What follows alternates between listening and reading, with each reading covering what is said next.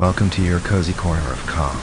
Here, you'll find gentle stories and the soothing sound of rain, created to help you unwind, ease your thoughts, and drift peacefully into sleep. If this space brings you comfort, consider subscribing so you'll always have a quiet place to return to. Now, make yourself comfortable, close your eyes, and let tonight's story carry you gently into rest.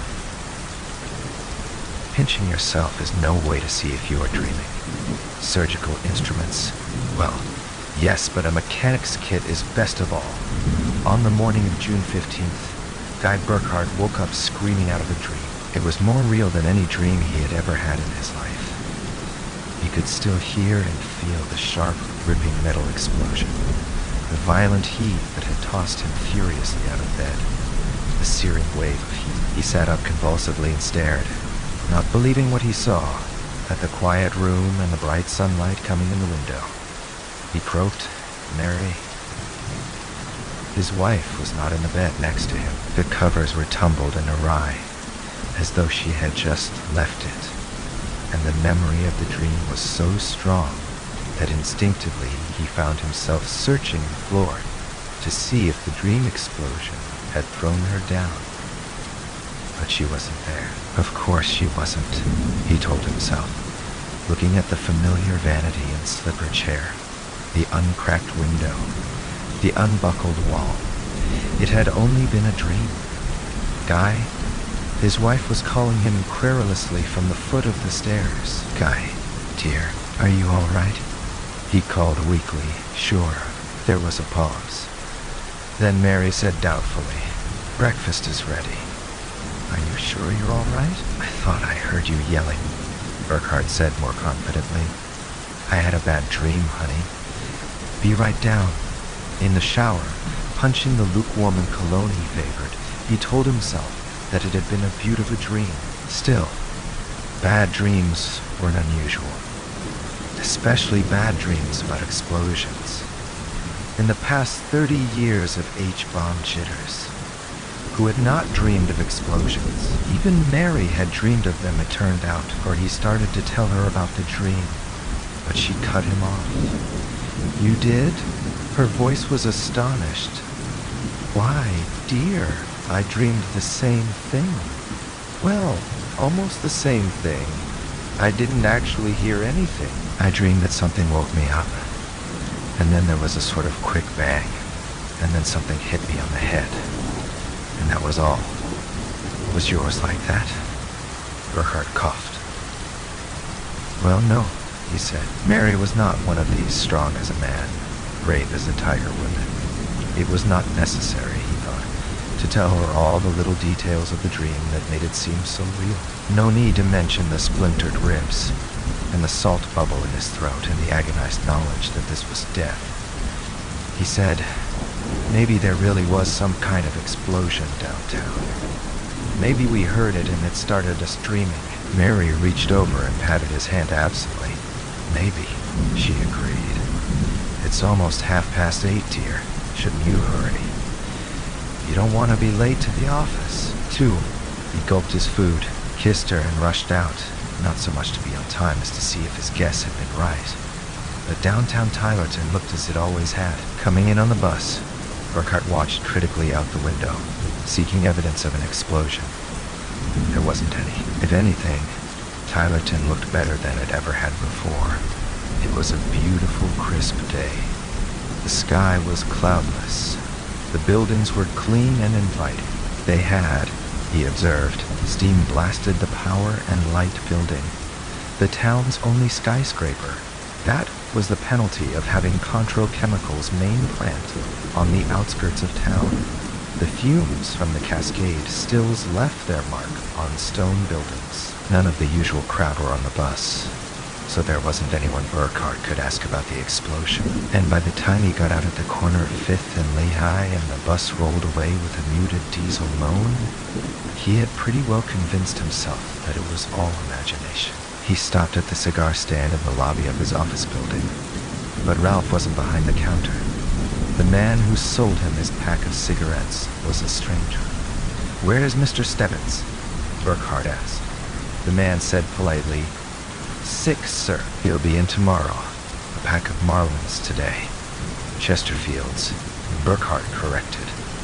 Certainly, sir, the man said. But what he took from the rack and slid across the counter was an unfamiliar green and yellow pack. Do try these, sir, he suggested. They contain an anti-cough factor. Ever notice how ordinary cigarettes make you choke every once in a while? Burkhart said suspiciously. I never heard of this brand. Of course not. There's something new. Burkhart hesitated, and the man said persuasively, Look, try them out at my risk. If you don't like them, bring back the empty pack and I'll refund your money. Fair enough? Free Burkhart shrugged. How can I lose? Good. Give me a pack of Chesterfields too, will you? He opened the pack and lit one while he waited for the elevator. They weren't bad, he decided, though he was suspicious of cigarettes that had the tobacco chemically treated in any way. But he didn't think much of Ralph's standing. It would raise hell with the trade at the cigar stand if the man tried to give every customer the same high-pressure sales talk. The elevator door opened with a low-pitched sound of music. Burkhart and 2 or 3 others got in, and he nodded to them as the door closed. The thread of music switched off, and the speaker in the ceiling of the cab began its usual commercials. No, not the usual commercials, Burkhart realized. He had been exposed to the captive audience commercials so long that they hardly registered on the outer ear anymore.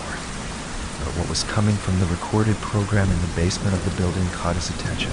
It wasn't merely that the brands were mostly unfamiliar. It was a difference in pattern. There were jingles with an insistent, bouncy rhythm about soft drinks he had never tasted. There was a rapid patter dialogue between what sounded like 2 10-year-old boys about a candy bar, followed by an authoritative bass rumble. Go right out and get a delicious Choco Bite and eat your tangy Choco Bite all up. That's Choco Bite. There was a sobbing female whine. I wish I had a Feckle freezer. I'd do anything for a Feckle freezer. Burkhart reached his floor and left the elevator in the middle of the last one. It left him a little uneasy. The commercials were not for familiar brands. There was no feeling of use and custom to them. But the office was happily normal, except that Mr. Barth wasn't in. Miss Mitkin, yawning at the reception desk, didn't know exactly why. His home phone, that's all. He'll be in tomorrow. Maybe he went to the plant. It's right near his house. Before Owen, she looked indifferent. Yeah, a thought struck Burkhart. But today is June 15th. It's quarterly tax return day. He has to sign the return. Miss Mitkin shrugged to indicate that that was Burkhart's problem, not hers. She returned to her nails. Thoroughly exasperated, Burkhart went to his desk. It wasn't that he couldn't sign the tax returns as well as Barth, he thought resentfully. It simply wasn't his job, that was all. It was a responsibility that Barth, as office manager for Contro Chemicals' downtown office, should have taken. He thought briefly of calling Barth at his home, or trying to reach him at the factory, but he gave up the idea quickly enough. He didn't really care much for the people at the factory, and the less contact he had with them, the better. He had been to the factory once, with Barth. It had been a confusing, and in a way, a frightening experience. Barring a handful of executives and engineers, there wasn't a soul in the factory. That is, Burkhart corrected himself, remembering what Barth had told him. Not a living soul, just the machines. According to Barth, each machine was controlled by a sort of computer which reproduced, in its electronic snarl, the actual memory and mind of a human being. It was an unpleasant thought. Barth, laughing, had assured him that there was no Frankenstein business of robbing graveyards and implanting brains in machines. It was only a matter, he said, of transferring a man's habit patterns from brain cells to vacuum tube cells. It didn't hurt the man and it didn't make the machine into a monster, but they made Burkhart uncomfortable all the same. He put Barth and the factory and all his other little irritations out of his mind and tackled the tax returns. It took him until noon to verify the figures, which Barth could have done out of his memory and his private ledger in 10 minutes. Burkhart resentfully reminded himself. He sealed them in an envelope and walked out to Miss Mitkin. Since Mr. Barth isn't here, We better go to lunch in shifts, he said. You can go first. Thanks. Miss Smitkin languidly took her bag out of the desk drawer and began to apply makeup. 5 Burkhardt offered her the envelope. Drop this in the mail for me, will you? Lydia, wait a minute. I wonder if I ought to phone Mr. Barth to make sure. Did his wife say whether he was able to take phone calls? Didn't say. Miss Mitkin blotted her lips carefully with a Kleenex. Wasn't his wife, anyway. It was his daughter who called and left the message. The kid? Burkhardt frowned. I thought she was away at school. She called. That's all I know. Burkhardt went back to his own office and stared distastefully at the unopened mail on his desk. He didn't like nightmares. They spoiled his whole day. He should have stayed in bed, like Barth. A funny thing happened on his way home. There was a disturbance at the corner where he usually caught his bus. Someone was screaming something about a new kind of deep freeze. So he walked an extra block. He saw the bus coming and started to trot, but behind him, someone was calling his name. But he looked over his shoulder. A small, harried-looking man was hurrying toward him. Burkhardt hesitated, and then recognized him. It was a casual acquaintance named Swanson. Burkhardt sourly observed that he had already missed the bus. He said, "Hello." Swanson's face was desperately eager. "Burkhardt?" he asked inquiringly, with an odd intensity, and then he just stood there silently, watching Burkhardt's face, with a burning eagerness that dwindled to a faint hope and died to a regret. He was searching for something, waiting for something, Burkhardt thought. But whatever it was he wanted, Burkhardt didn't know how to supply it. Burkhardt coughed and said again, "Hello, Swanson." Swanson didn't even acknowledge the greeting. He merely sighed a very deep sigh. "Nothing doing," he mumbled, apparently to himself. He nodded abstractedly to Burkhardt and turned away. 6 Burkhardt watched the slumped shoulders disappear in the crowd. It was an odd sort of day, he thought, and one he didn't much like. Things weren't going right. Riding home on the next bus, he brooded about it. It wasn't anything terrible or disastrous. It was something out of his experience entirely. You live your life, like any man, and you form a network of impressions and reactions. You expect things when you open your medicine chest. Your razor is expected to be on the second shelf. When you lock your front door, you expect to have to give it a slight extra tug to make it latch. It isn't the things that are right and perfect in your life that make it familiar. It is the things that are just a little bit wrong. The sticking latch, the light switch at the head of the stairs that needs an extra push, because the spring is old and weak. The rug that unfailingly skids underfoot. It wasn't just that things were wrong with the pattern of Burkhardt's life. It was that the wrong things were wrong. For instance, Barth hadn't come to the office, yet Barth always came in. Burkhardt brooded about it through dinner. He brooded about it, despite his wife's attempt to interest him in a game of bridge with the neighbors. All through the evening, the neighbors were people he liked. Anne and Farley Dennerman. He had known them all their lives. They were odd and brooding, too, this night, and he barely listened to Dennerman's complaints about not being able to get good phone service, or his wife's comments on the disgusting variety of television commercials they had these days. While Burkhardt was well on the way to setting an all-time record for continuous abstraction, when, around midnight, with a suddenness that surprised him, he was strangely aware of it happening. He turned over in his bed and quickly and completely fell asleep. 2 on the morning of June 15th, Burkhardt woke up screaming. It was more real than any dream he had ever had in his life. He could still hear the explosion, feel the blast that crushed him against a wall. It did not seem right that he should be sitting bolt upright in bed in an undisturbed room. His wife came pattering up the stairs. "Darling," she cried. "What's the matter?" "7," he mumbled. "Nothing. Bad dream." She relaxed, hand on heart. She relaxed. In an angry tone, she started to say, "You gave me such a shock. but a noise from outside interrupted her. There was a wail of sirens and a clang of bells. It was loud and shocking. The Burkharts stared at each other for a heartbeat, then hurried fearfully to the window. There were no rumbling fire engines in the street, only a small panel truck, cruising slowly along. Flaring loudspeaker horns crowned its top. From them issued the screaming sound of sirens, growing in intensity, mixed with the rumble of heavy-duty engines and the sound of bells. It was a perfect record of fire engines arriving at a 4-alarm blaze, Burkhart said in amazement. Mary, that's against the law. Do you know what they're doing? They're playing records of a fire? What are they up to? Maybe it's a practical joke, his wife offered. Joke? Waking up the whole neighborhood at 6 o'clock in the morning. He shook his head. The police will be here in 10 minutes, he predicted. Wait and see. But the police weren't. Not in 10 minutes or at all. Whoever the pranksters in the car were, they apparently had a police permit for their games. The car took a position in the middle of the block and stood silent for a few minutes. Then there was a crackle from the speaker, and a giant voice chanted, "Feckle freezers! Feckle freezers! Gotta have a feckle freezer! Feckle, feckle, feckle, feckle, feckle, feckle, feckle!" It went on and on. Every house on the block had faces staring out of windows by then.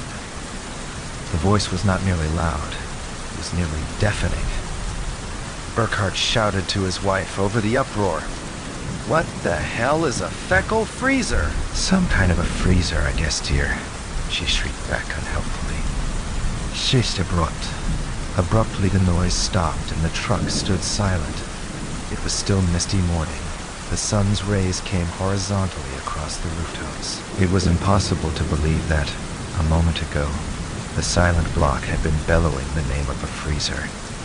A crazy advertising trick, Burkhart said bitterly. He yawned and turned away from the window. Might as well get dressed. I guess that's the end of... The bellow caught him from behind. It was almost like a hard slap on the ears. A harsh, sneering voice, louder than the archangel's trumpet, howled. "Have you got a freezer? It stinks!" "If it isn't a feckle freezer, it stinks. If it's a last year's feckle freezer, it stinks. Only this year's feckle freezer is any good at all. You know who owns an Ajax freezer. Fairies own Ajax freezers? You know who owns a triple cold freezer? Cummies own triple cold freezers. Every freezer but a brand new feckle freezer stinks." The voice screamed inarticulately with rage. "I'm warning you. Get out and buy a feckle freezer right away. Hurry up! Hurry for feckle! Hurry for feckle! Hurry for feckle! Hurry! Hurry! Hurry! Feckle! Feckle! Feckle! Feckle! Feckle!" It stopped eventually. Burkhart licked his lips. He started to say to his wife, "Maybe we ought to call the police again," when the speakers erupted again, caught him off guard. It was intended to catch him off guard. It screamed, "Feckle, feckle, feckle, feckle, feckle, feckle, feckle, feckle, feckle. Cheap freezers ruin your food. You'll get sick and throw up. You'll get sick and die. Buy a feckle, feckle, feckle, feckle. Have her take a piece of meat out of the freezer you've got and see how rotten and moldy it is? Buy a feckle, feckle, feckle, feckle, feckle, feckle. Do you want to eat rotten, stinking food? Or do you want to wise up and buy a feckle, feckle, feckle?" That did it. With fingers that kept stabbing the wrong holes, Burkhart finally managed to dial the local police station. He got a busy signal. It was apparent that he was not the only one with the same idea. And while he was shakingly dialing again, the noise outside stopped. 9-1, he looked out the window. The truck was gone. Burkhart loosened his tie and ordered another frosty flip from the waiter. If only they wouldn't keep the Crystal Cafe so hot. The new paint job, searing reds and blinding yellows, was bad enough, but someone seemed to have the delusion that this was January instead of June. The place was a good 10 degrees warmer than outside. He swallowed the frosty flip in 2 gulps. It had a kind of peculiar flavor, he thought, but not bad. It certainly cooled you off, just as the waiter had promised. He reminded himself to pick up a carton of them on the way home. Mary might like them. She was always interested in something new. He stood up awkwardly as the girl came across the restaurant toward him. She was the most beautiful thing he had ever seen in Tylerton. Chin height, honey blonde hair, and a figure that, well, it was all hers. There was no doubt in the world that the dress that clung to her was the only thing she wore. He felt as if he were blushing as she greeted him. Mr. Burkhart. The voice was like distant tones. It's wonderful of you to let me see you after this morning. He cleared his throat. Not at all. Won't you sit down, Miss April Horn? She murmured, sitting down. Beside him, not where he had pointed on the other side of the table. Call me April, won't you? She was wearing some kind of perfume. Burkhart noted with what little of his mind was functioning at all. It didn't seem fair that she should be using perfume as well as everything else. He came to with a start and realized that the waiter was leaving with an order for filets mignon for 2. Hey, he objected. Please, Mr. Burkhart. Her shoulder was against his. Her face was turned to him. Her breath was warm. Her expression was tender and solicitous. This is all on the Feckle Corporation. Please, let them. It's the least they can do. Get. He felt her hand burrowing into his pocket. I put the price of the meal into your pocket, she whispered conspiratorially. Please do that for me, won't you? I mean, I'd appreciate it if you pay the waiter. I'm old-fashioned about things like that. She smiled meltingly, then became mock businesslike. But you must take the money, she insisted. Why? You're letting Feckle off lightly if you do. You could sue them for every nickel they've got, disturbing your sleep like that, with a dizzy feeling as though he had just seen someone make a rabbit disappear into a top hat, he said. Why, it really wasn't so bad, April? A little noisy, maybe, but... Oh, Mr. Burkhart. The blue eyes were wide and admiring. I knew you'd understand. It's just that... Well, it's such a wonderful freezer that some of the outside men get carried away. So as soon as the main office found out about what happened, they sent representatives around to every house on the block to apologize. Your wife told us where we could phone you, and I'm so very pleased that you were willing to let me have lunch with you, so that I could apologize too. Because truly, Mr. Burkhart, it is a fine freezer. I shouldn't tell you this, but the blue eyes were shyly lowered. I'd do almost anything for Feckle freezers. It's more than a job to me. She looked up. She was enchanting. I bet you think I'm silly, don't you? Burkhart coughed. Well, Oh, you don't want to be unkind. She shook her head. No, don't pretend. You think it's silly. But really, Mr. Burkhart, you wouldn't think so if you knew more about the Feckle. Let me show you this little booklet. Burkhart got back from lunch a full hour late. It wasn't only the girl who delayed him. There had been a curious interview with a little man named Swanson, whom he barely knew, who had stopped him with desperate urgency on the street, and then left him cold. But it didn't matter much. Mr. Barth, for the first time since Burkhart had worked there, was out for the day, leaving Burkhart stuck with the quarterly tax returns. What did matter, though, was that somehow he had signed a purchase order for a 12-cubic-foot Feckle freezer, upright model. Self-defrosting, list price $625 with a 10% courtesy discount. Because of that horrid affair this morning, Mr. Burkhart, she had said, and he wasn't sure how he could explain it to his wife, and he needn't have worried. As he walked in the front door, his wife said almost immediately, I wonder if we can't afford a new freezer, dear. There was a man here to apologize about that noise, and wow, we got to talking, and she had signed a purchase order, too. It had been the damnedest day, Burkhart thought later on his way up to bed. But the day wasn't done with him yet. At the head of the stairs, the weakened spring in the electric light switch refused to click at all. He snapped it back and forth angrily, and of course succeeded in jarring the tumbler out of its pins. The wires shorted, and every light in the house went out. "Damn," said Guy Burkhart, fuse. His wife shrugged sleepily. "Let it go till the morning, dear." Burkhart shook his head. "You go back to bed. I'll be right along." It wasn't so much that he cared about fixing the fuse, but he was too restless for sleep. He disconnected the bat switch with a screwdriver, stumbled down into the black kitchen, found the flashlight, and climbed gingerly down the cellar stairs. He located a spare fuse, pushed an empty trunk over to the fuse box to stand on, and twisted out the old fuse. When the new one was in, he heard the starting click and steady drone of the refrigerator in the kitchen overhead. 12. He headed back to the steps and stopped. Where the old trunk had been, the cellar floor gleamed oddly bright. He inspected it in the flashlight beam. It was metal. "Son of a gun," said Guy Burkhart. He shook his head unbelievingly. He peered closer, rubbed the edges of the metallic patch with his thumb, and acquired an annoying cut. The edges were sharp. The stained cement floor of the cellar was a thin shell. He found a hammer and cracked it off in a dozen spots. Everywhere was metal. The whole cellar was a copper box. Even the cement brick walls were false fronts over a metal sheath. Baffled, he attacked one of the foundation beams. That, at least, was real wood. The glass in the cellar windows was real glass. He sucked his bleeding thumb and tried the base of the cellar stairs. Real wood. He chipped at the bricks under the oil burner.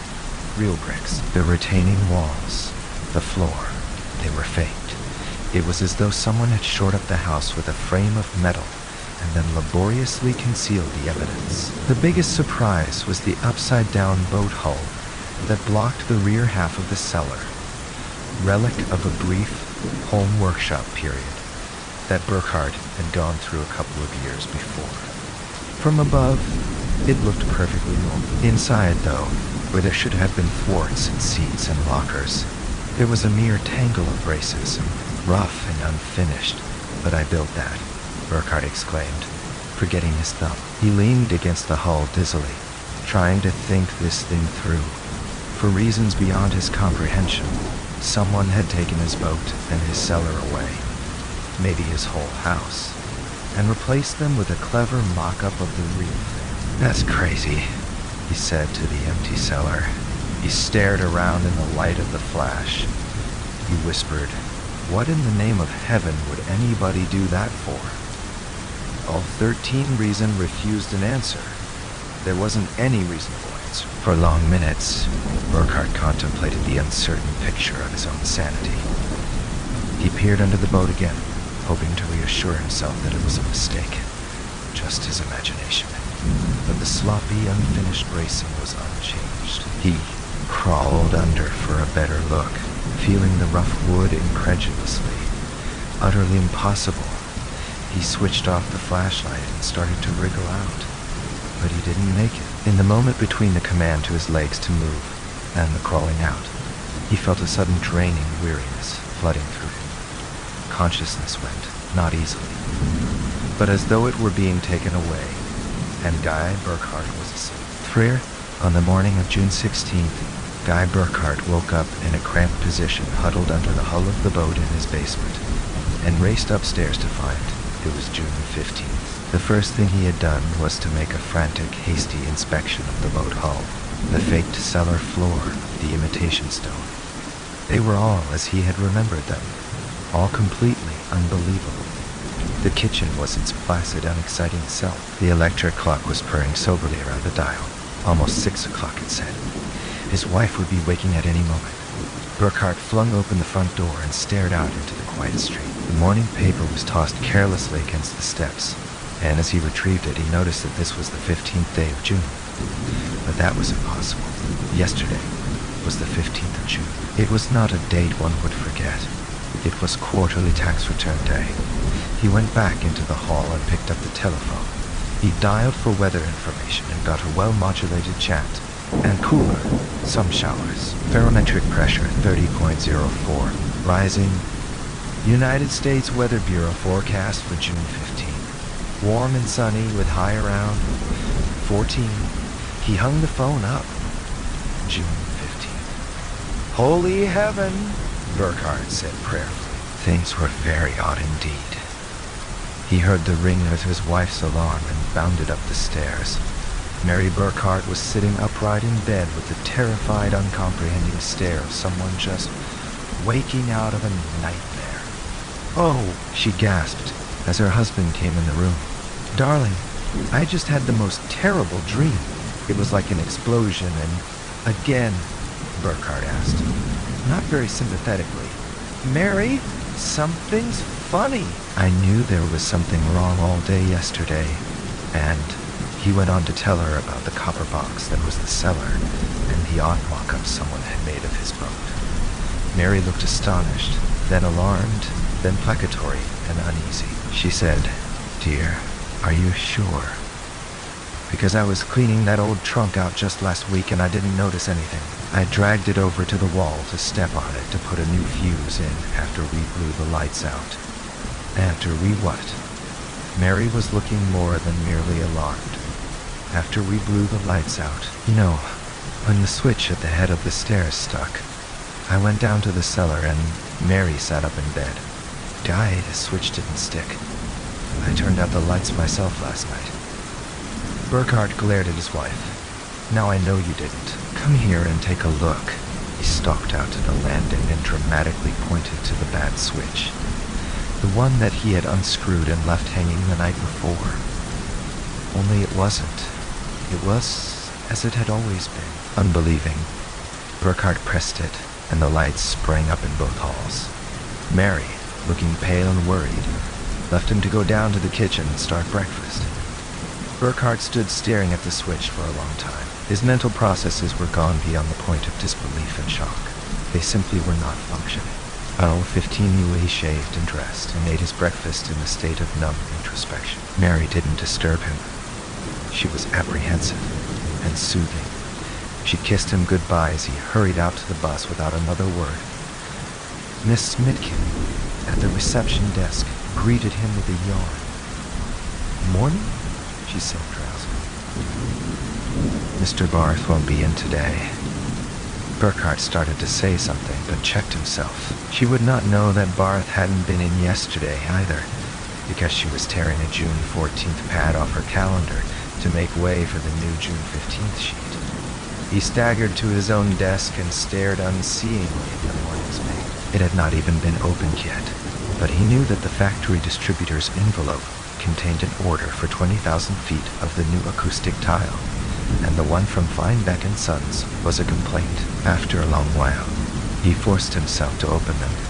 They were.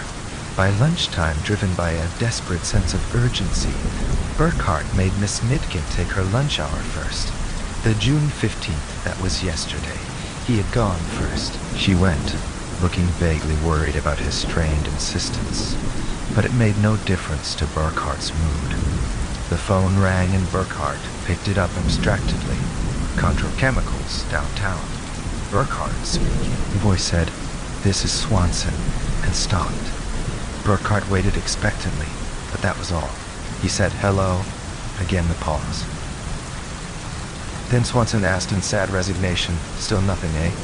"Nothing what?" "Swanson, is there something you want?" "You came up to me yesterday and went through this routine." "You?" The voice crackled. "Burkhardt. Oh, my good heavens, you remember. Stay right there. I'll be down in half an hour. What's this all about?" "15.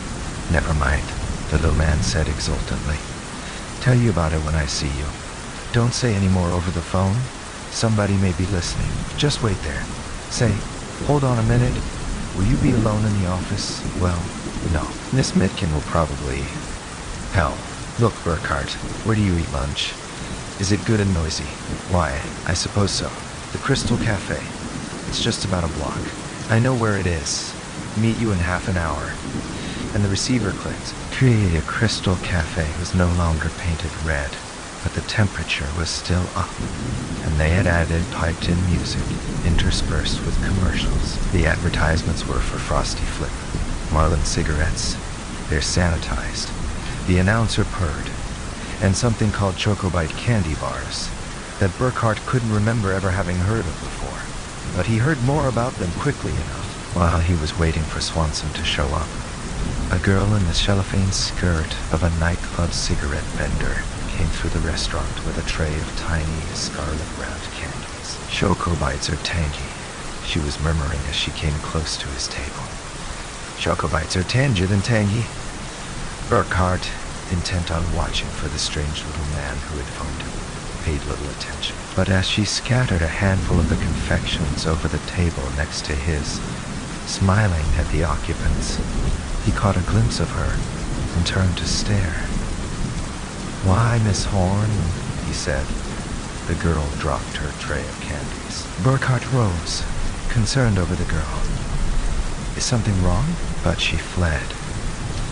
The manager of the restaurant was staring suspiciously at Burkhart, who sank back in his seat and tried to look inconspicuous.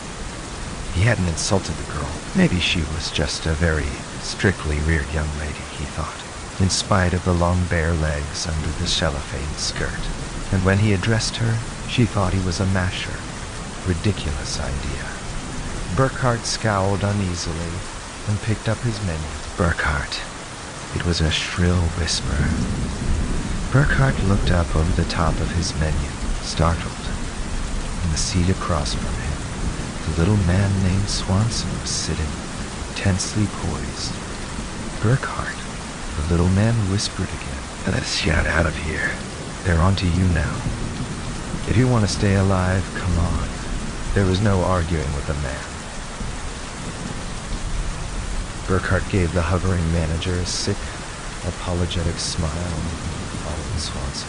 The little man seemed to know where he was going. In the street, he clutched Burkhart by the elbow and hurried him off down the block. "Did you see her?" he demanded. "That Horan woman in the phone booth. She'll have them here in 5 minutes, believe me, so hurry it up." Although the street was full of people and cars, nobody was paying any attention to Burkhart and Swanson. The air had a nip in it, more like October than June, Burkhart thought, in spite of the Weather Bureau. And he felt like a fool following this mad little man down the street, running away from them toward what? The little man might be crazy, but he was afraid, and the fear was infectious. "In here," panted the little man. It was another restaurant, more of a bar, really, and a sort of second-rate place that Burkhart had never patronized. "Right straight through," Swanson whispered, and Burkhart, like a biddable boy, sidestepped through the mass of tables to the far end of the restaurant. It was L-shaped, with a front on 2 streets at right angles to each other. They came out on the side street, Swanson staring coldly back at the question-looking cashier, and crossed to the opposite sidewalk. They were under the marquee of a movie theater. Swanson's expression began to relax. "Oh, 18 lost them," he crowed softly. "We're almost there." He stepped up to the window and bought 2 tickets. Burkhart trailed him into the theater. It was a weekday matinee, and the place was almost empty. From the screen came sounds of gunfire and horses' hoofs. A solitary usher, leaning against a bright brass rail, looked briefly at them and went back to staring boredly at the picture as Swanson led Burkhart down a flight of carpeted marble steps. They were in the lounge and it was empty. There was a door for men and one for ladies, and there was a third door, marked manager in gold letters. Swanson listened at the door and gently opened it and peered inside. "Okay," he said, checking. Burkhart followed him through an empty office to another door. A closet, probably, because it was unmarked. But it was no closet. Swanson opened it warily, looked inside, then motioned Burkhart to follow. It was a tunnel, metal-walled, brightly lit. Empty. It stretched vacantly away in both directions from them. Burkhart looked wondering around. One thing he knew and knew full well. No such tunnel belonged under Tylerton. There was a room off the tunnel with chairs and a desk and what looked like television screens. Swanson slumped in a chair, panting. "We're all right for a while here," he wheezed. "They don't come here much anymore. If they do, we'll hear them. and we can hide. Who? Demanded Burkhart. The little man said, Martians? His voice cracked on the word, and the life seemed to go out of him. In morose tones, he went on. Well, I think they're Martians. Although you could be right, you know.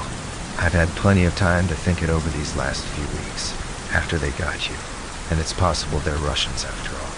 Still, 19 start from the beginning. Who got me when? Swanson sighed. So we have to go through the whole thing again. All right. It was about 2 months ago that you banged on my door, late at night. You were all beat up, scared silly. You begged me to help you. I did. Naturally, you don't remember any of this. Listen, and you'll understand. You were talking a blue streak about being captured and threatened, and your wife being dead and coming back to life, and all kinds of mixed up nonsense. I thought you were crazy, but, well, I've always had a lot of respect for you. And you begged me to hide you, and I have this dark room, you know. It locks from the inside only. I put the lock on myself, so we went in there, just to humor you. And along about midnight, which was only 15 or 20 minutes after we passed out. Passed out? Swanson nodded. Both of us. It was like being hit with a sandbag. Look, didn't that happen to you again last night? I guess it did. Burkhart shook his head uncertainly. Sure, and then all of a sudden we were awake again. And you said you were going to show me something funny. And we went out and bought a paper. And the date on it was June 15th. June 15th. But that's today? I mean, you got it, friend. But that's today. I mean, you got it, friend. It's always today. It took time to penetrate, Burkhart said wonderingly. You've hidden out in that dark room for how many weeks? How can I tell? 4 or 5, maybe. I lost count. And every day the same.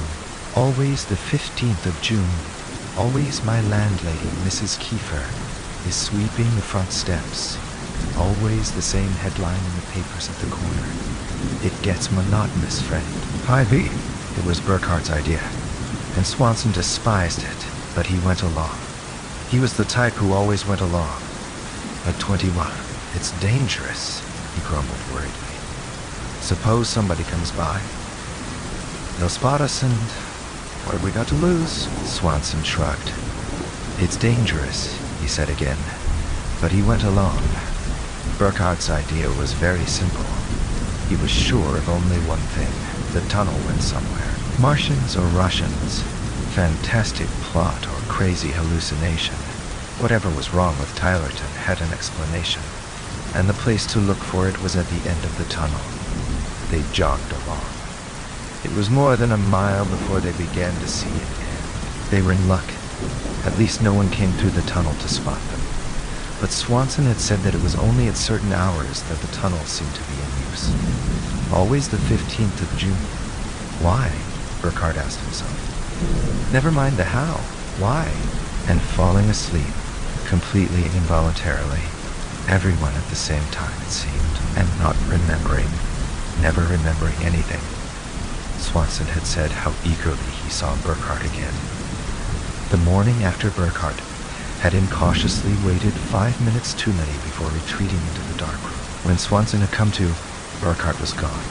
Swanson had seen him in the street that afternoon, but Burkhart had remembered nothing. And Swanson had lived his mouse's existence for weeks, hiding in the woodwork at night, stealing out by day to search for Burkhart in pitiful hope, scurrying around the fringe of life, trying to keep from the deadly eyes of them. One of them was the girl named April Horn. It was by seeing her walk carelessly into a telephone booth and never come out that Swanson had found the tunnel. Another was the man at the cigar stand in Burkhart's office building. There were more, at least a dozen that Swanson knew of or suspected. They were easy enough to spot once you knew where to look, for they alone in Tylerton changed their roles from day to day. Burkhart was on that 8:51 bus every morning of every day that was June 15th, never different by a hair or a moment. But April Horn was sometimes gaudy in the cellophane skirt, giving away candy or cigarettes, sometimes plainly dressed, sometimes not seen by Swanson at all. 21 Russians, Martians, whatever they were. What could they be hoping to gain from this mad masquerade? Burkhardt didn't know the answer. But perhaps it lay beyond the door at the end of the tunnel. They listened carefully and heard distant sounds that could not quite be made out, but nothing that seemed dangerous.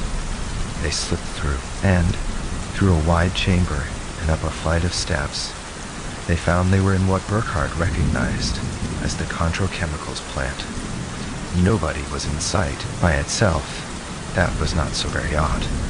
The automatized factory had never had very many persons in it, but Burkhardt remembered, from his single visit, the endless, ceaseless busyness of the plant, the valves that opened and closed, the vats that emptied themselves and filled themselves and stirred and cooked and chemically tasted the bubbling liquids they held inside themselves. The plant was never populated, but it was never still. Only, now it was still. Except for the distant sounds, there was no breath of life in it. The captive electronic minds were sending out no commands. The coils and relays were at rest. Burkhardt said, "Come on." Swanson reluctantly followed him through the tangled aisles of stainless steel columns and tanks. They walked as though they were in the presence of the dead. In a way they were, for what were the automatons that once had run the factory, if not corpses? The machines were controlled by computers that were really not computers at all, but the electronic analogs of living brains. And if they were turned off, were they not dead? For each had once been a human mind. Take a master petroleum chemist, infinitely skilled in the separation of crude oil into its fractions.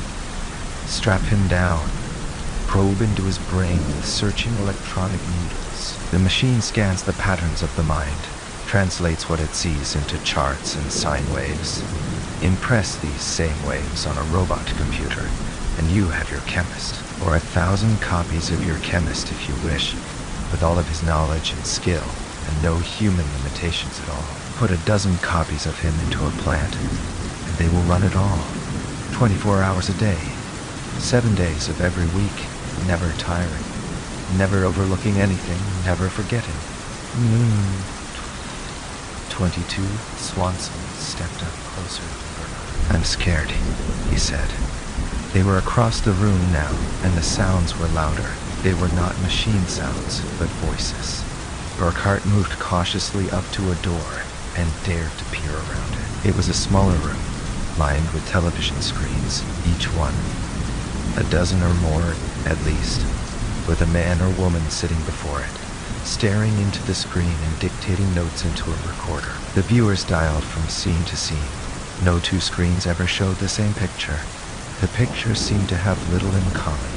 One was a store, where a girl dressed like April Horn was demonstrating home freezers. One was a series of shots of kitchens.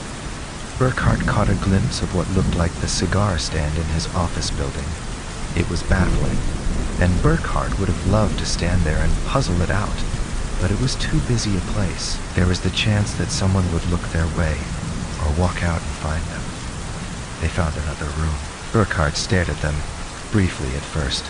Then, as the words on one of them caught his attention, with incredulous fascination, he snatched up the topmost sheet, scanned it, and another, while Swanson was frenziedly searching through the drawers. Burkhardt swore unbelievingly and dropped the papers to the desk. Swanson, hardly noticing, yelped with delight. "Look!" He dragged a gun from the desk. "And it's loaded, too." Burkhardt stared at him blankly, trying to assimilate what he had read. Then, as he realized what Swanson had said, Burkhardt's eyes sparked. "Good man," he cried. "We'll take it. We're getting out of here with that gun, Swanson. And we're going to the police. Not the cops in Tiverton, but the FBI. Maybe. Take a look at this." The sheaf he handed Swanson was headed. "Test Area Progress Report. Subject, Marlin Cigarettes Campaign." It was mostly tabulated figures that made little sense to Burkhardt and Swanson. But at the end was a summary that said, Day 23, although test 47K3 pulled nearly double the number of new users of any of the other tests conducted, It probably cannot be used in the field because of local sound truck control ordinances. The tests in the 47 K-12 group were second best, and our recommendation is that retests be conducted in this appeal, testing each of the 3 best campaigns with and without the addition of sampling techniques. An alternative suggestion might be to proceed directly with the top appeal in the K-12 series. If the client is unwilling to go to the expense of additional tests, all of these forecast expectations have an 80% probability of being within 0.5% of results forecast, and more than 99% probability of coming within 5%. Swanson looked up from the paper into Burkhart's eyes. "I don't get it," he complained. Burkhart said, "I don't blame you. It's crazy, but it fits the facts, Swanson. It fits the facts. They aren't Russians and they aren't Martians. These people are advertising men. Somehow, heaven knows how they did it. They've taken Tylerton over. They've got us, all of us. You and me and 20 or 30,000 other people, right under their thumbs. Maybe they hypnotize us and maybe it's something else. But however they do it, what happens is that they let us live a day at a time. They pour advertising into us the whole damn day long. And at the end of the day, they see what happened. And then they wash the day out of our minds and start again the next day with different advertising." Swanson's jaw was hanging. He managed to close it and swallow. "Nuts," he said flatly. Burkhart shook his head. "Sure, it sounds crazy. This whole thing is crazy. How else would you explain it? You can't deny that most of Tylerton lives the same day over and over again. You've seen it, and that's the crazy part. And we have to admit that that's true, unless we are the crazy ones. And once you admit that somebody somehow knows how to accomplish that, the rest of it makes all kinds of sense. Think of it, Swanson. They test every last detail before they spend a nickel on advertising. Do you have any idea what that means? Lord knows how much money is involved.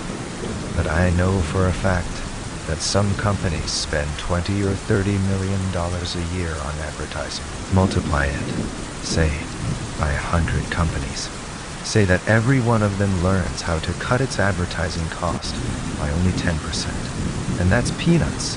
Believe me. 24. If they know in advance what's going to work, they can cut their costs in half. Maybe to less than half, I don't know. But that's saving $200 or $300 million a year.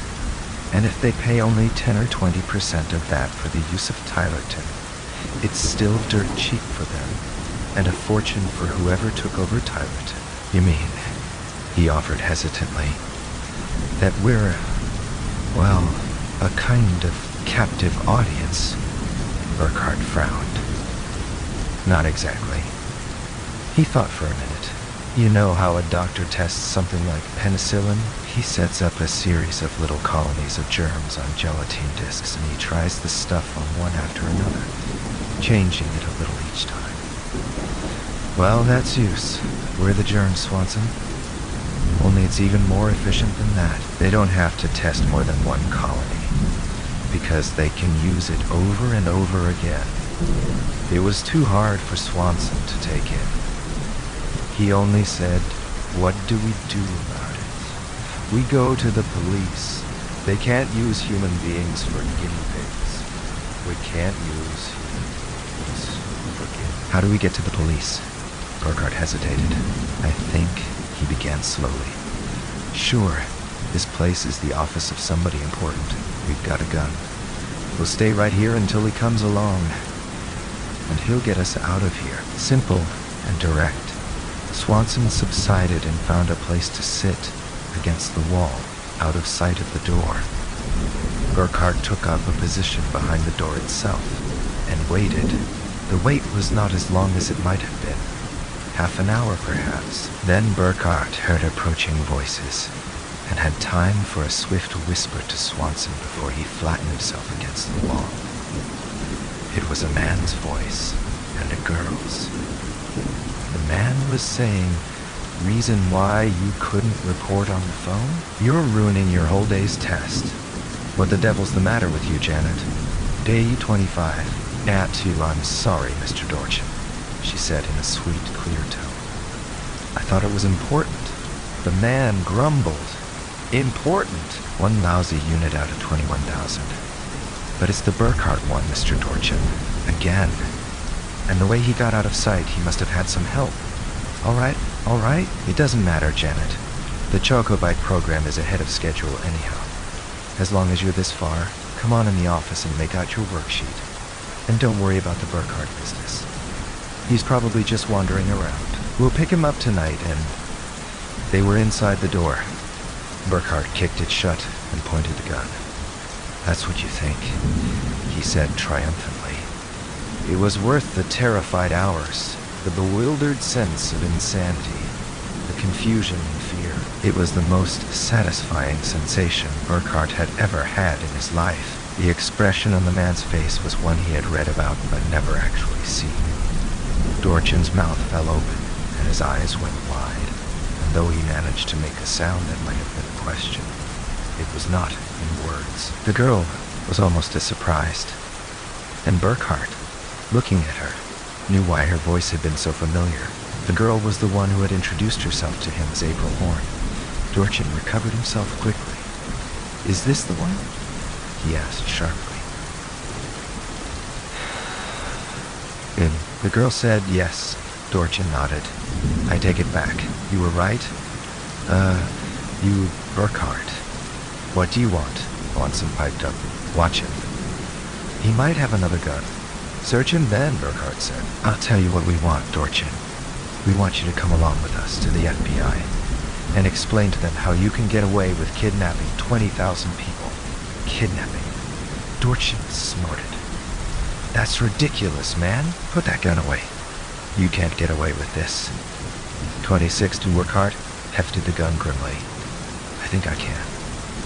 Dorchin looked furious and sick, but oddly not afraid.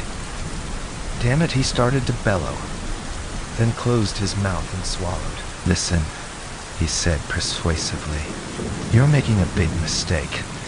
I haven't kidnapped anybody, believe me. I don't believe you, said Burkhardt bluntly. Why should I? But it's true. Take my word for it. Burkhardt shook his head. The FBI can take your word if they like. We'll find out. Now how do we get out of here? Dorchin opened his mouth to argue. Burkhardt blazed. Don't get in my way. I'm willing to kill you if I have to. Don't you understand that? I've gone through 2 days of hell, and every second of it I blame on you. Kill you. It would be a pleasure, and I don't have a thing in the world to lose. Get us out of here. Dorchin's face went suddenly opaque. He seemed about to move, but the blonde girl he had called Janet slipped between him and the gun. Please, she begged Burkhardt. You don't understand. You mustn't shoot. Get out of my way. But Mr. Burkhardt, she never finished. Dorchin, his face unreadable, headed for the door. Burkhardt had been pushed 1 degree too far. He swung the gun, bellowing. The girl called out sharply. He pulled the trigger, closing on him with pity and pleading in her eyes. She came again between the gun and the man. Burkhardt aimed low instinctively, to cripple, not to kill, but his aim was not good. The pistol bullet caught her in the pit of the stomach. Dorchin was out and away, the door slamming behind him, his footsteps racing into the distance. Burkhardt hurled the gun across the room and jumped to the girl. 27 to when Swanson was moaning. That finishes us, Burkhardt. Oh, why did you do it? We could have got away. We could have gone to the police. We were practically out of here. Well, Burkhardt wasn't listening. He was kneeling beside the girl. She lay flat on her back, arms helter-skelter. There's no blood, hardly any sign of the wound. But the position in which she lay was one that no living human being could have held. Yet she wasn't dead. She wasn't dead. And Burkhardt, frozen beside her, thought, she isn't alive either. There was no pulse, but there was a rhythmic ticking of the outstretched fingers of one hand. There was no sound of breathing, but there was a hissing, sizzling noise. The eyes were open, and they were looking at Burkhardt. There was neither fear nor pain in them, only a pity deeper than the pit. She said, through lips that writhed erratically. "Don't worry, Mr. Burkhardt. I'm all right." Burkhardt rocked back on his haunches, staring. Where there should have been blood, there was a clean break of a substance that was not flesh, and a curl of thin, golden copper wire. Burkhardt moistened his lips. "You're a robot," he said. The girl tried to nod. The twitching lips said, "I am, and so are you." V. Swanson, after a single inarticulate sound, walked over to the desk and sat staring at the wall. Burkhardt rocked back and forth beside the shattered puppet on the floor. He had no words. The girl managed to say, "I'm sorry all this happened." The lovely lips twisted to a rictus sneer, frightening on that smooth young face, until she got them under control. "Sorry," she said again. "The nerve center was right about where the bullet hit. Makes it difficult to control this body. L-28. Burkhardt nodded automatically, accepting the apology. Robots. It was obvious now that he knew it. In hindsight, it was inevitable. He thought of his mystic notions of hypnosis or Martians or something stranger still. Idiotic, for the simple fact of created robots fitted the facts better and more economically. All the evidence had been before him. The automatized factory, with its transplanted minds. Why not transplant a mind into a humanoid robot? Give it its original owner's features and form. Could it know that it was a robot? "All of us," Burkhardt said, hardly aware that he spoke out loud. "My wife and my secretary and you and the neighbors. All of us the same." "No." The voice was stronger. "Not exactly the same. All of us. I chose it, you see. This time the convulsed lips were not a random contortion of the nerves. I was an ugly woman, Mr. Burkhardt, and nearly 60 years old. Life had passed me, and when Mr. Dorchin offered me the chance to live again as a beautiful girl, I jumped at the opportunity. Believe me, I jumped, in spite of its disadvantages. My flesh body is still alive. It is sleeping while I am here. I could go back to it, but I never do. And the rest of us? Different, Mr. Burkhardt. I work here. I'm carrying out Mr. Dorchin's orders, mapping the results of the advertising tests, watching you and the others live as he makes you live. I do it by choice, and you have no choice. Because, you see, you are dead. Dead? Cried Burkhardt. It was almost a scream. The blue eyes looked at him unwinkingly, and he knew there was no lie. He swallowed, marveling at the intricate mechanisms that let him swallow and sweat and eat. He said, "Oh, the explosion in my dream. It was no dream. You are right, the explosion. That was real, and this plant was the cause of it. The storage tanks let go, and what the blast didn't get. The fumes killed a little later, but almost everyone died in the blast, 21,000 persons. You died with them, and that was Dorchin's chance. 29, the damned ghoul," said Burkhardt. "Hey." The twisted shoulders shrugged with an odd grace. "Why? You were gone. And you and all the others were what Dorchin wanted. A whole town. A perfect slice of America. It's as easy to transfer a pattern from a dead brain as a living one. Easier. The dead can't say no. Oh, it took work and money. The town was a wreck, but it was possible to rebuild it entirely. Especially because it wasn't necessary to have all the details exact. There were the homes where even the brains had been utterly destroyed, and those are empty inside, and the cellars that needn't be too perfect, and the streets that hardly matter. And anyway, it only has to last for one day. The same day, June 15th, over and over again. And if someone finds something a little wrong, somehow, the discovery won't have time to snowball, wreck the validity of the tests. Because all errors are canceled out at midnight. The face tried to smile. That's the dream, Mr. Burkhardt. That day of June 15th. Because you never really lived it. It's a present from Mr. Dorchin. A dream that he gives you and then takes back at the end of the day. When he has all his figures on how many of you responded to what variation of which appeal, and the maintenance crews go down the tunnel to go through the whole city, washing out the new dream with their little electronic drains. And then the dream starts all over again. On June 15th, always June 15th. Because June 14th is the last day any of you can remember alive. Sometimes the crews miss someone as they missed you because you were under your boat. But it doesn't matter. The ones who are missed give themselves away if they show it. And if they don't, it doesn't affect the test. But they don't drain us. The ones of us who work for Dorchin. We sleep when the power is turned off, just as you do. When we wake up, though, we remember. The face contorted wildly. If I could only forget, Burkhart said unbelievingly, all this to sell merchandise. It must have cost millions. 30-year-old. The robot called April Horn said, it did.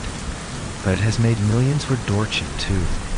And that's not the end of it. Once he finds the master words that make people act, do you suppose he will stop with that? Do you suppose? The door opened, interrupting her. Burkhart whirled, belatedly remembering Dorchin's flight. He raised the gun. Don't shoot, ordered the voice calmly. It was not Dorchin. It was another robot. This one not disguised with the clever plastics and cosmetics, but shining plain. It said metallically, forget it, Burkhart. You're not accomplishing anything. Give me that gun before you do any more damage. Give it to me now. Burkhart bellowed angrily. The gleam on this robot torso was steel. Burkhart was not at all sure that his bullets would pierce it, or do much harm if they did. He would have put it to the test, but from behind him came a whimpering, scurrying whirlwind. Its name was Swanson, hysterical with fear. He catapulted into Burkhart and sent him sprawling, the gun flying free. Please, begged Swanson incoherently, prostrate before the steel robot. He would have shot you. Please don't hurt me. Let me work for you like that girl. I'll do anything you tell me, the robot voice said. We don't need your help. It took 2 precise steps and stood over the gun and spurned it, left it lying on the floor. The wrecked blonde robot said, without emotion, I doubt that I can hold out much longer. Mr. Dorchin, disconnect if you have to, replied the steel robot. Burkhart blinked. But you're not Dorchin. The steel robot turned deep eyes on him. I am, it said. Not in the flesh, but this is the body I am using at the moment. I doubt that you can damage this one with the gun. The other robot body was more vulnerable. Now will you stop this nonsense? I don't want to have to damage you. You're too expensive for that. Will you just sit down and let the maintenance crews adjust you? Swanson groveled. You won't punish us? 31, the steel robot had no expression, but its voice was almost surprised. Punish you? It repeated on a rising note. How? Swanson quivered as though the word had been a whip, but Burkhart flared. Adjust him if he'll let you, but not me. You're going to have to do me a lot of damage, Dorchin. I don't care what I cost or how much trouble it's going to be to put me back together again. But I'm going out of that door. If you want to stop me, you'll have to kill me. You won't stop me any other way. The steel robot took a half step toward him, and Burkhart involuntarily checked his stride. He stood poised and shaking, ready for death, ready for attack, ready for anything that might happen, ready for anything except what did happen. For Dorchin's steel body merely stepped aside between Burkhart and the gun, but leaving the door free. Go ahead, invited the steel robot. Nobody's stopping you. Outside the door, Burkhart brought up sharp. It was insane of Dorchin to let him go. Robot or flesh, victim or beneficiary, there was nothing to stop him from going to the FBI, or whatever law he could find away from Dorchin's synthetic empire, and telling his story. Surely the corporations who paid Dorchin for test results had no notion of the ghoul's technique he used.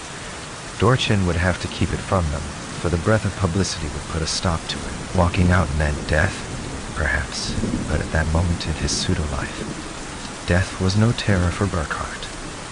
There was no one in the corridor. He found a window. There was Tylerton and Azat City. but looking so real and familiar that Burkhart almost imagined the whole episode a dream.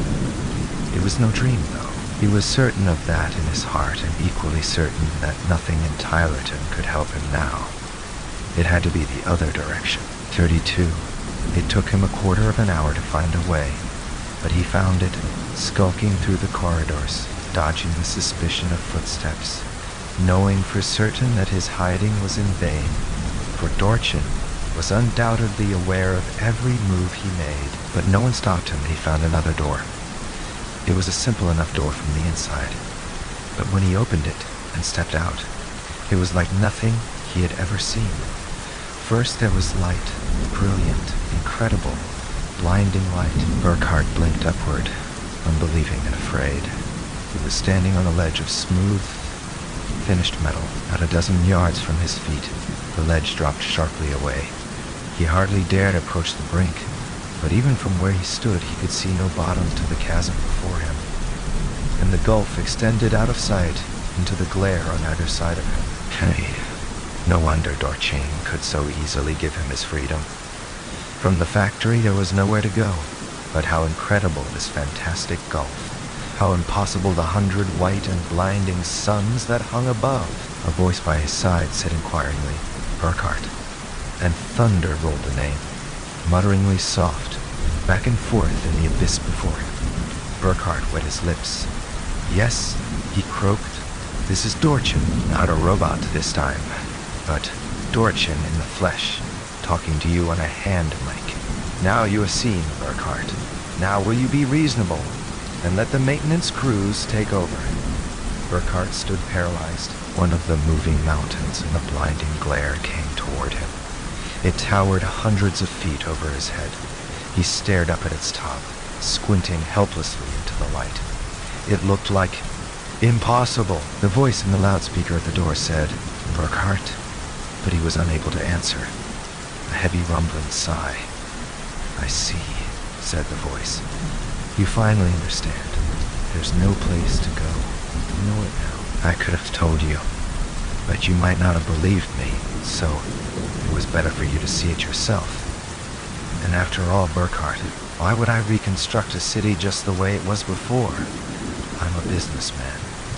I count costs. If a thing has to be full scale, I build it that way. But there wasn't any need to in this case." While 33 from the mountain before him, Burkhart helplessly saw a lesser cliff descend carefully toward him. It was long and dark, and at the end of it was whiteness. 5-fingered whiteness. Poor little Burkhart, crooned the loudspeaker, while the echoes rumbled through the enormous chasm that was only a workshop. "It must have been quite a shock for you to find out you were living in a town built on a tabletop. Vix, it was the morning of June 15th, and Guy Burkhart woke up screaming out of a dream. It had been a monstrous and incomprehensible dream, of explosions and shadowy figures that were not men in terror beyond words." He shuddered and opened his eyes. Outside his bedroom window, a hugely amplified voice was howling. Burkhart stumbled over to the window and stared outside. There was an out-of-season chill to the air, more like October than June. But the scent was normal enough, except for the sound truck that squatted at curbside halfway down the block. Its speaker horns blared. "Are you a coward? Are you a fool? Are you going to let crooked politicians steal the country from you? No. Are you going to put up with 4 more years of graft and crime? No. Are you going to vote straight federal party all up and down the ballot? Yes, you just bet you are." Sometimes he screams. Sometimes he wheedles, threatens, begs, cajoles. But his voice goes on and on through one June 15th after another.